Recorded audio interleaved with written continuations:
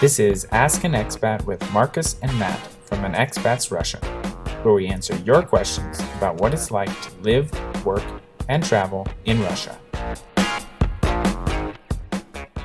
Welcome to this episode. Today, we're going to talk about our experience with Russian bureaucracy as Americans living in Russia. Marcus, I know you have a million stories. Maybe you want to start it off. I would say the first encounter that any foreigner has with Russian bureaucracy is when they get the visa to go to Russia. And to kind of exemplify what Russian bureaucracy is, it's when you're filling out the visa application, you have to do it a certain way. You have to answer the questions, even though they might be unclear. You have to provide an answer in a certain way. And Right.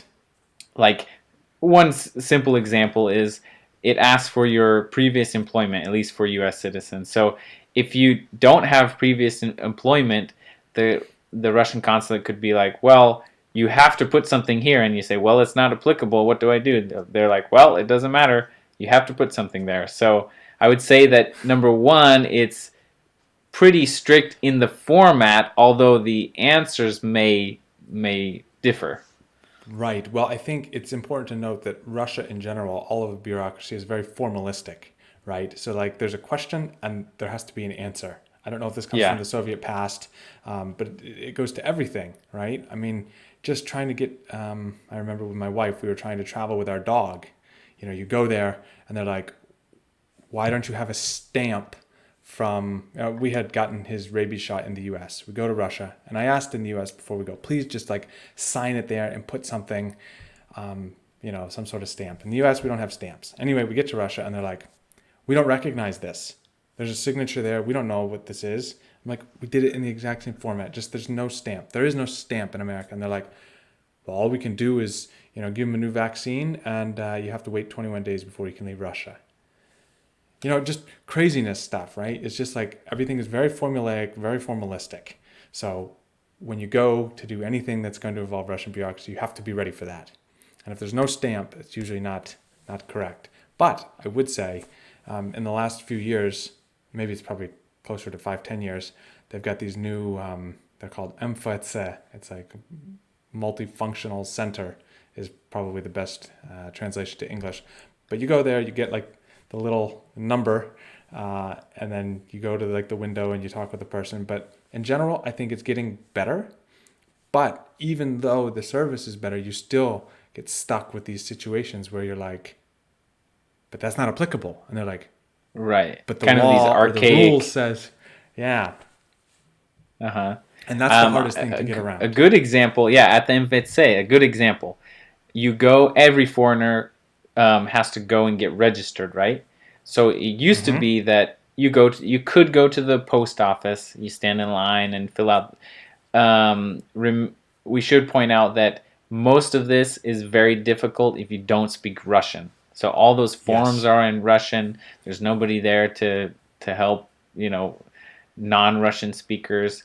But you would go to get registered as a foreigner at the post office. Now you don't do that. You go to the multifunctional center, which all the windows are, you have designated windows for each service, which before you just stood in one line and whoever was next was next.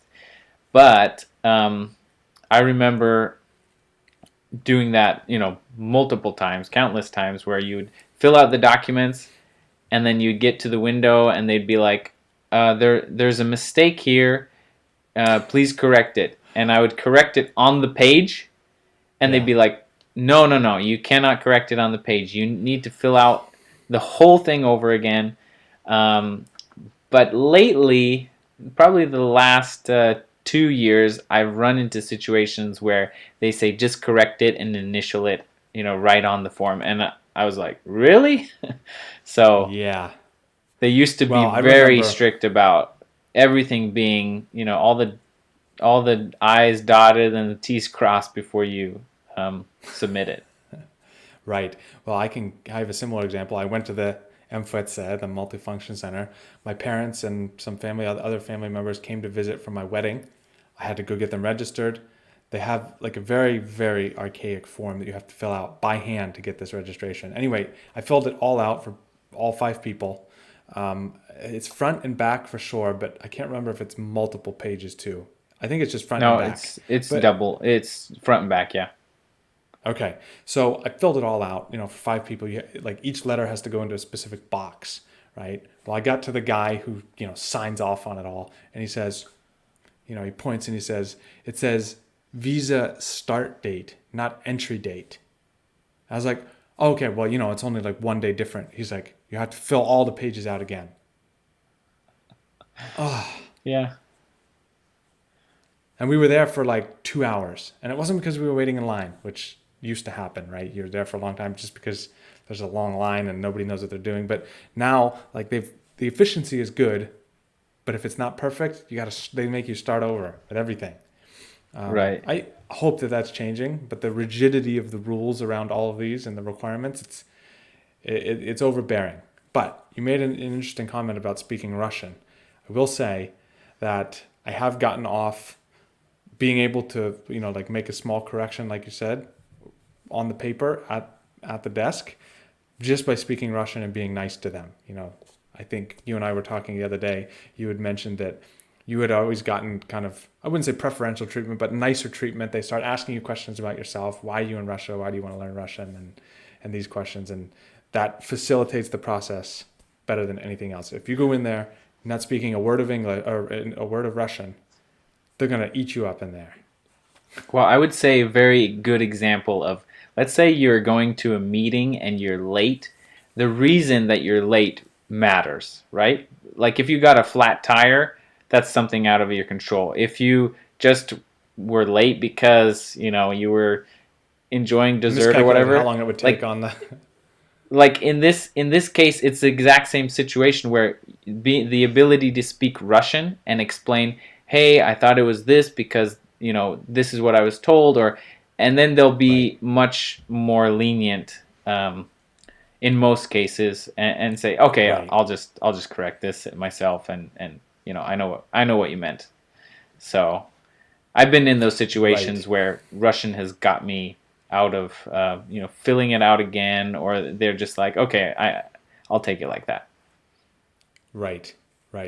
Well, I mean, I guess overall we can really say that Russian bureaucracy, while it is definitely a pain, I can say when I lived in the US before I went to Russia, I didn't have a lot of interaction with American bureaucracy. But on the other hand, coming back from Russia, I'm in the United States now, and there's lots of bureaucracy here. One example, my wife, she got her green card.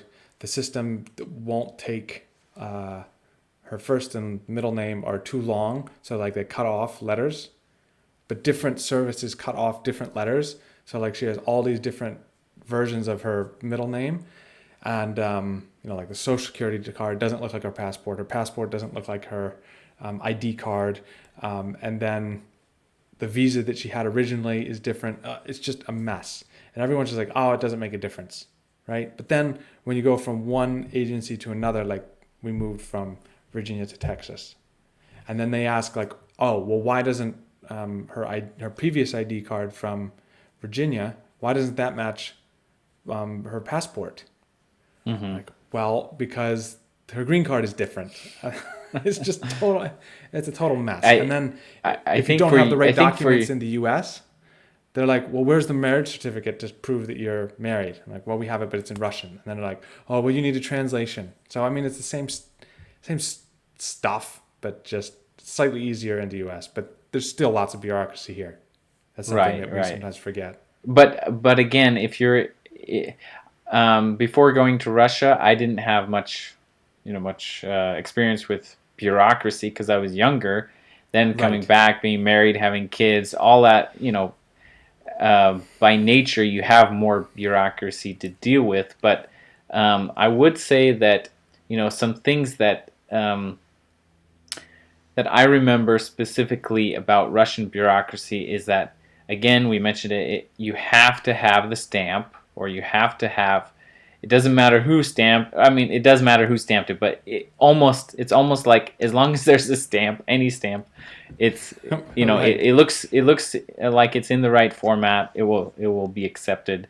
But then and to your point about Russian bureaucracy getting better, I remember in 2012 probably, I was driving across the border from Finland to Russia, and there was these old forms they don't do anymore. The process is much smoother, but basically you have to fill out a document saying, this is the car that I'm driving in, because they have to make sure that it goes back out because you're not taxed on it. So I remember you go into this little office, you fill out the documents, you go in one by one, and I had it wrong like 5 times. I made a mistake. They're like, redo it. Right. And the guy behind me is like, everyone's trying to go on vacation. The guy behind me is like, yo, what's going on? And I just remember like turning to him. I'm like, can you get out of here, please? You're supposed to have one person in here. So Right. but after that point, crossing the border specifically, it was much smoother. They don't do those forms. They have a similar form, but I've corrected the form, like things on the form itself, many times now. So, I would say that overall it's way better. This how fast they serve you is better, but still there's those kind of like, if it doesn't look like the document you should have, then we cannot accept it type of Right. mindset. Right. So. Right. But overall, I think it's getting better. But still, the formality of the legal system and all of the rules in Russia, which is funny because so many people don't even follow any rules in Russia. But the system that's in place is very rigid and rule driven. Kind of an interesting dynamic. Yeah, that's true. So if you're a foreigner and you're going to Russia, you will have to deal with some of these things: getting the visa, getting registered. You just have to have somebody who knows Russian do it with you, to make these situations smooth. Even though in 2021 it should be pretty smooth. But yeah, well, if you've had any experience with Russian bureaucracy, whether you're Russian or a foreigner, comment in the comments below, and we'll see you in the next video. This was Ask an Expat with Marcus and Matt from An Expat's Russia. We hope you enjoyed the video, and if you have a question about Russia, let us know in the comments. We'll answer it in another video.